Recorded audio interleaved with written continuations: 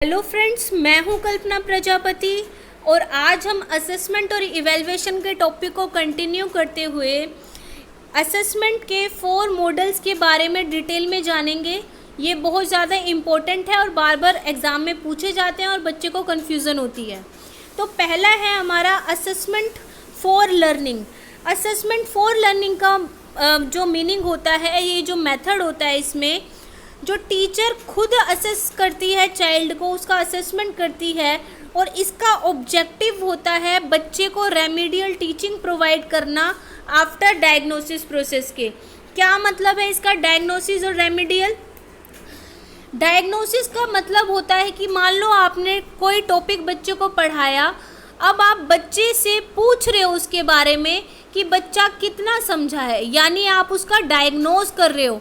जैसे डॉक्टर हमारा डायग्नोस करता है ना, उसके बाद हमें कोई रेमेडी देता है, कोई दवाई देता है, ऐसे ही टीचर भी एक डॉक्टर है। वो क्या करता है, बच्चे का वो असेसमेंट करते टाइम उसको डायग्नोस कर रहा है, उससे क्वेश्चन पूछ रहा है और उस टाइम पे उसे पता चलता है कि बच्चे में क्या क्या कमियां हैं।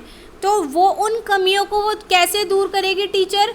बच्चे को रेमेडियल टीचिंग प्रोवाइड करके उनको जो चीज़ नहीं समझ आ रही है उस चीज़ को दोबारा समझा के, और जिससे कि उनको उस प्रॉब्लम से छुटकारा मिले।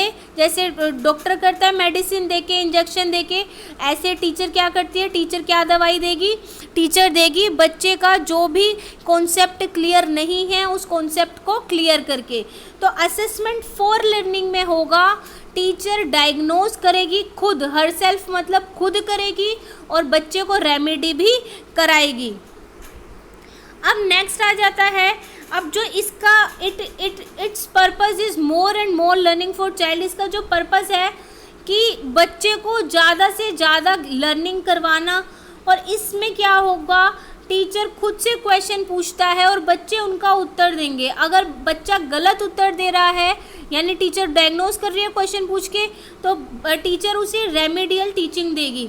अगर मान लो बच्चा टूर पे जा रहा है, फील्ड ट्रिप पे गए हैं और वापस आने के बाद जो टीचर क्वेश्चन पूछती है कि बताओ कि आपको हम अक्षरधाम मंदिर लेके गए थे, आपने वहाँ क्या क्या देखा, तो बच्चा टीचर क्वेश्चन पूछ रही है, तो इसके अंदर बच्चे आंसर क्या कर रहा है क्या नहीं कर रहा। जो आप स्पेसिफिक आपने पूछा कौन से भगवान की फ़ोटो थी, या आप कहीं किसी म्यूज़ियम में लेके गए हो, और उस टाइम पे भी आपको क्या हो रहा है, असेसमेंट फॉर टीचिंग हो रहा है। बच्चे के उत्तर से आपको पता चल रहा है कि बच्चे ने वहाँ जाके कितना ऑब्जर्व किया, क्या उसने जिस मोटिव से लेके गए थे वो उसने फुलफ़िल किया या नहीं किया। तो ये भी क्या है, ये भी इसी में आएगा। तो अब ये है हमारा assessment as learning. As learning में क्या होगा, in this model of assessment teacher form करेगी heterogeneous group. Heterogeneous group teacher बनाएगी, इसके अंदर जो है with small size of students और स्मॉल साइज ग्रुप, कि इसमें बच्चे टीचर क्या करेगी, छोटे छोटे ग्रुप बनाएगी। और हेट्रोजीनस ग्रुप का मतलब ये होता है जिसमें अलग अलग बच्चे होंगे, मेंटल आईक्यू के अलग होंगे, एक जैसे बच्चे नहीं होंगे। जिसमें पढ़ाया था, मैंने बताया था आपको, एक होमोजीनस ग्रुप होता है, एक हेट्रोजीनस होता है। होमोजीनस मतलब जिनकी कैलिबर इंटरेस्ट और जो एक ही लेवल पे स्टैंड करते हैं वो सारे एक ग्रुप में, कि सबको आता है तो वो एक में डाल दिए, जिनको सबको नहीं आता उनको अलग में डाल दिया, एक जैसे हैं सारे। लेकिन हेट्रोजीनस में क्या होगा कि कुछ बच्चे, कुछ को आता है कुछ को नहीं आता, कुछ को थोड़ी किसी एक कॉन्सेप्ट में क्लियर डाउट है, किसी को सारे कॉन्सेप्ट क्लियर है। तो ऐसे सारे बच्चों का हम क्या बनाएंगे, एक स्मॉल ग्रुप बनाएंगे। ऐसे छोटा ग्रुप बनाएगी टीचर, और ग्रुप में बच्चे को एक टॉपिक दिया जाएगा डिस्कशन का।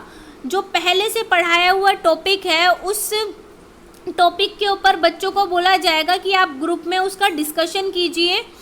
और टीचर क्या करेगी, टीचर दूर से हर ग्रुप पे नज़र रखेगी कि उसके अंदर कि कोई एक बच्चे ने तो ग्रैब नहीं कर लिया ग्रुप का डिस्कशन, क्या सब बच्चे पार्टिसिपेट कर रहे हैं, क्या बच्चों का जो डाउट क्लियर हो रहे हैं। क्योंकि कई बार एक टीचर से बच्चा नहीं समझ पाता, लेकिन उसके जो दोस्त होते हैं, उसके जो सहपाठी होते हैं, फ्रेंड्स होते हैं, क्लासमेट्स होते हैं, वो उस डाउट को बच्चे के क्लियर कर देते हैं।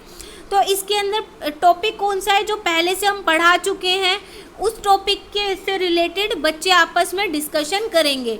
और टीचर को इस प्रोसेस में जो चाइल्ड जो है make self and peer assessment, कि चाइल्ड इसके अंदर अपना असेसमेंट तो कर ही रहा है।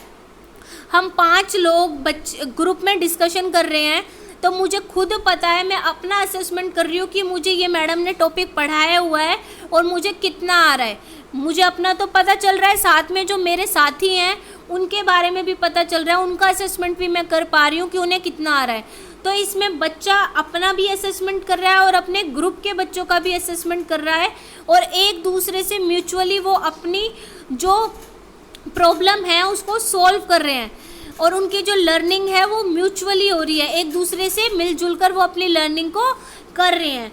तो स्टूडेंट क्वेश्चन पूछते हैं इसमें एक दूसरे से और एक दूसरे को आंसर देते हैं। तो इसके अंदर बच्चों ने डायग्नोज भी खुद किया और अपनी जो रेमेडी भी है वो भी अपने आप ढूंढी है। तो ये है असेसमेंट एज लर्निंग। अब नेक्स्ट है हमारा assessment in learning. In learning होता है जब children makes herself assessment or whatever child doesn't understand or know ask that answer from the teacher। इसमें बच्चा इंडिविजुअली अपना असेसमेंट तो कर लेता है, लेकिन उसकी रेमेडी वो टीचर से पूछता है। मान लो मैंने अभी पढ़ा और मुझे ये समझ नहीं आया, मुझे पता चल गया कि मेरे को ये समझ नहीं आ रहा, मैंने अपनी प्रॉब्लम खुद डायग्नोज कर ली और फिर मैं टीचर के पास जाती हूँ कि मैम मुझे ये समझ नहीं आया, आप इसे समझा दो। तो उसकी रेमेडी कौन दे रही है? टीचर दे रही है मुझे मेरी प्रॉब्लम का सोल्व। तो इसके अंदर 50% काम बच्चे ने खुद किया डायग्नोज करके, और बाकी 50% काम मैडम कर रही है उसका आंसर करके। तो ये है असेसमेंट इन लर्निंग।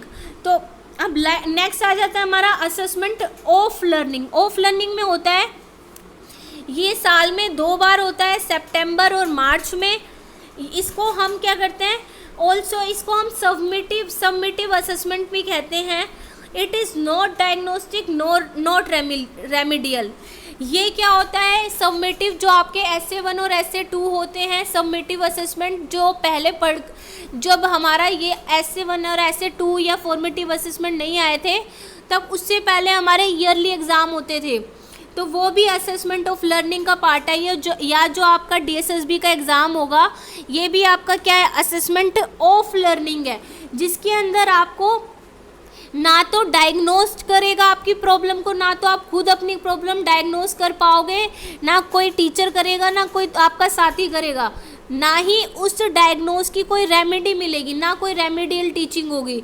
ये सिर्फ आपका रिज़ल्ट बताएंगे कि आपने पूरे साल में क्या सीखा है। और ये पेन पेपर जो टेस्ट होता है, जिसकी वजह से आपको रैंकिंग मिलती है कि आप कहाँ स्टैंड करते हो, वैल्यूड जजमेंट होता है, ये असेसमेंट ऑफ लर्निंग होता है। तो एक बार क्विकली हम रिवाइज कर लेते हैं। असेसमेंट फॉर लर्निंग में था कि टीचर ने ही डायग्नोस किया बच्चे की दिक्कत खुद क्वेश्चन पूछ के, और टीचर ही क्या करेगी, उसको रेमेडी प्रोवाइड करवाएगी। और दूसरा था असेसमेंट एज लर्निंग में था, हेट्रोजीनस ग्रुप बनाए हैं, पहले से पढ़ा हुआ टॉपिक छोटे छोटे ग्रुप्स में दिया गया है, टीचर हर ग्रुप पे नज़र रख रही है, लेकिन इसके अंदर बच्चे क्या कर रहे हैं, बच्चे अपना असेसमेंट कर रहे हैं, उनको पता चल रहा है कि मुझे कितना आता है, वो अपने दोस्तों का भी असेसमेंट कर रहे हैं, साथ में रेमेडी भी उन्हें एक दूसरे से आंसर करके मिल रही है। तो अपने आप डायग्नोज कर रहे हैं वो खुद, और अपने आप रेमेडी कर रहे हैं। और इन लर्निंग में है कि बच्चा खुद पढ़ रहा है, उसे पढ़ते हुए कोई दिक्कत आई, उसने अपनी प्रॉब्लम डायग्नोस कर ली और उसका सॉल्यूशन मैडम बता रही है, रेमेडी मैडम कर रही है। और असेसमेंट ऑफ लर्निंग में कोई सुधार का मौका नहीं मिलता, ये पेन पेपर टेस्ट होता है, इसमें आपको रिजल्ट मिलता है और आपको रैंकिंग मिलती है। आई होप ये टॉपिक आपको अच्छे से क्लियर हो गया हो। तो मिलते हैं आपसे नेक्स्ट वीडियो में। तो वीडियो को शेयर कीजिए और चैनल को सब्सक्राइब करना ना भूलें। Till then good bye.